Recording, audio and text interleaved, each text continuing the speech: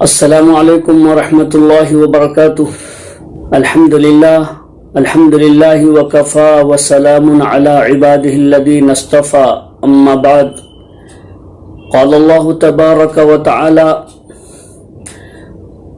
فی القرآن المجید: اعوذ باللہ من الشیطان الرجیم. بسم اللہ الرحمن الرحیم.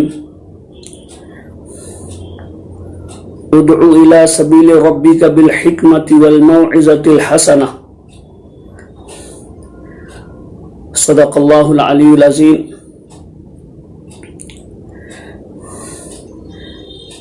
معزز سامعین و سامعات، حاضرین و حاضرات، ناظرین و ناظرات، اولاً میں اس رب ذوالجلال کا شکر بجا لاتا ہوں جس نے اپنی قدرت کاملہ سے، حکمت بالغہ سے ساری کائنات کو پیدا کیا. لاکھوں درود و سلام ہو تمام نبیوں پر، رسولوں پر، خصوصاً ہمارے نبی حضرت محمد مصطفیٰ صلی اللہ علیہ وسلم پر، جن کی ذات ہمارے لیے ہدایت کا سرچشمہ، آئیڈیل اور نمونہ ہے.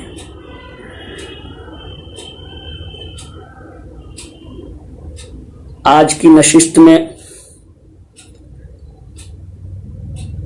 4 باتیں رکھی جائیں گی. ان میں سب سے پہلی بات یہ ہے کہ ہر مسلمان کو حالات سے باخبر ہونا چاہیے. ایک مسلمان کی ذمہ داری ہے اور زندہ قوموں کی نشانی ہے، زندہ قوموں کی علامت ہے کہ وہ حالات پر نظر رکھتے ہیں، حالات سے باخبر ہوتے ہیں.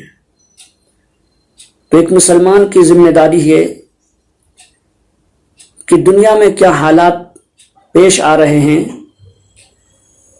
ہمارے ملک میں، ہمارے سماج میں، ہمارے خاندان میں، ہمارے گھر میں جو حالات پیش آ رہے ہیں ان حالات سے مطلع ہونا چاہیے.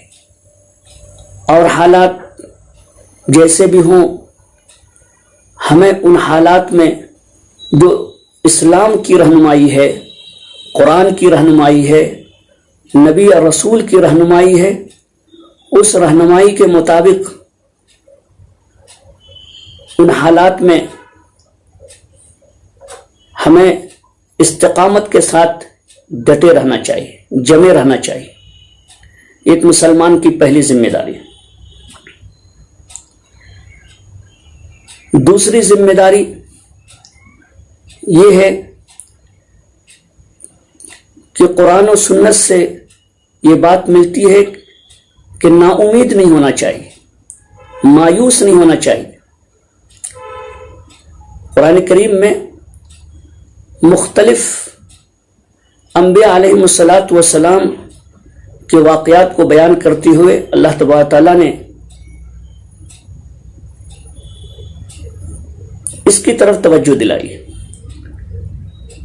حضرت یعقوب علیہ السلام کا ذکر کرتے ہوئے حضرت یوسف علیہ السلام کی ضمن میں قرآن نے کہا: یا بنی اذهبوا فتحسسوا من یوسف ولا تیأسوا من روح اللہ، جس میں یہ کہا گیا کہ تم اللہ کی رحمت سے مایوس مت ہو. یعنی یوسف علیہ السلام کی تلاش جاری رکھو. حضرت یوسف علیہ السلام کے بارے میں ہر طریقے سے انکوائری اور تحقیق کرو، معلومات کرو. حضرت یعقوب علیہ السلام کا یہ پیغام تھا اپنے بچوں کے لیے. انہوں نے اللہ کی رحمت سے مایوس ہونے سے منع فرمایا تھا. حضرت ابراہیم علیہ السلام کے واقعے کو اللہ نے بیان کرتے ہوئے یہ فرمایا: فَلَا تَكُن مِّنَ الْقَانِتِينَ. فرشتوں نے حضرت ابراہیم علیہ السلام سے یہی کہا تھا کہ آپ مایوس مت ہوئیے، آپ کی عمر بڑھاپے کو اور ضعف اور کمزوری کو اگرچہ پہنچ گئی ہے، لیکن اللہ کا حکم یہ ہے کہ آپ کو اولاد ہوگی، آپ مایوس مت ہوئیے، فلا تکن من القانتین۔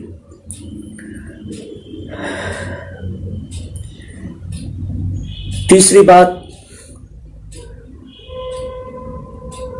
ہمیں قرآن کریم کی آیات سے، رسول اللہ صلی اللہ علیہ وسلم کی سیرت سے، نبیوں کے واقعات سے یہ بات ملتی ہے کہ نبی ایک دوسرے کو حوصلہ دیتے تھے، ہمت دلاتے تھے، ہمت افزائی کرتے تھے۔ حضرت موسیٰ علیہ السلام نے اپنی قوم کو اس موقع پر جب فرعون کے لشکر نے بنی اسرائیل کا تعاقب کیا تھا، پیچھا کیا تھا، اور جب بنی اسرائیل نے دیکھا کہ فرعون کا لشکر بالکل ہمارے پیچھے ہے، سامنے سمندر ہے، دریا ہے، جب ہیبت، ڈر اور خوف کا موسیٰ علیہ السلام کے پاس جب انہوں نے اظہار کیا تو حضرت موسیٰ علیہ السلام نے فرمایا تھا کلا ان معی ربی سیہدین، میرا رب میرے ساتھ ہے، وہ مجھے قریب راستہ بتلائے گا، راستہ نکالے گا، راستہ دے گا۔ تو حوصلہ، ہمت افزائی موسیٰ علیہ السلام کی طرف سے بنی اسرائیل کی ہوئی تھی۔ غار ثور میں حضرت ابوبکر صدیق رضی اللہ تعالیٰ عنہ کا جو واقعہ ہے، رسول اللہ صلی اللہ علیہ وسلم کے ساتھ اللہ کے رسول نے حضرت ابوبکر صدیق رضی اللہ تعالیٰ عنہ کے کہنے پر کہ دشمن اب ہمیں دیکھ لے گا، اور جب انہوں نے ایک اندیشے کا اظہار کیا تھا، خوف کا اظہار کیا تھا، تو اللہ کے نبی صلی اللہ علیہ وسلم نے یہ فرمایا تھا لا تحزن ان اللہ معنا، آپ غمزدہ مت ہوئیے، یقیناً ہمارے ساتھ اللہ ہے۔ یہ ہمت افزائی، یہ حوصلہ، یہ تیسری بات ہے۔ اور چوتھی بات یہ ہے کہ اسلام کی دعوت حکمت کے ساتھ ہر مسلمان کی ذمہ داری ہے، ہر مسلمان کی ذمہ داری دعوت دین کی۔ اس ملک میں جس تاکید کے ساتھ، اہمیت کے ساتھ، جستجو کے ساتھ، شوق اور لگن کے ساتھ دین کی حفاظت کا کام الحمدللہ ہو رہا ہے، اسی طریقے سے دین کی دعوت کا بھی کام ہونا چاہیے۔ حفاظت دین کے ساتھ دعوت دین کا کام لازمی ہے، ضروری ہے، ہر مسلمان کی ذمہ داری ہے۔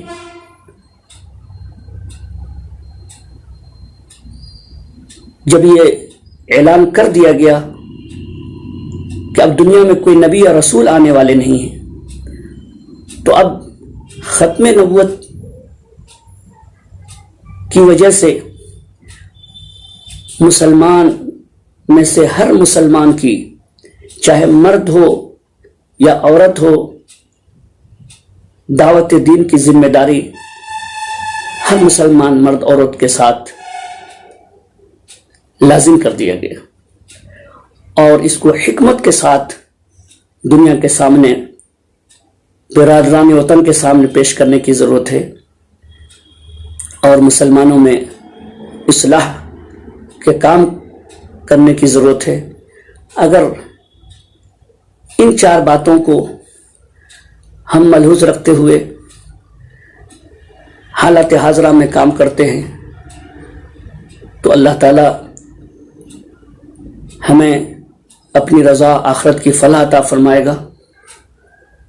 اللہ تعالی اس ملک کے اندر ہماری حفاظت فرمائے گا، اس ملک کے اندر اللہ دین کو قائم اور دائم فرمائے گا. اس دین کے قوانین کو اللہ تعالیٰ اس ملک میں ساری دنیا میں جاریہ ساری فرمائے گا. ہمیں ان باتوں کی طرف توجہ دینے کی ضرورت ہے، عمل کرنے کی ضرورت ہے. میں چینل کے ذمہ داروں کا مشکور ہوں کہ انہوں نے حالات حاضرہ کے متعلق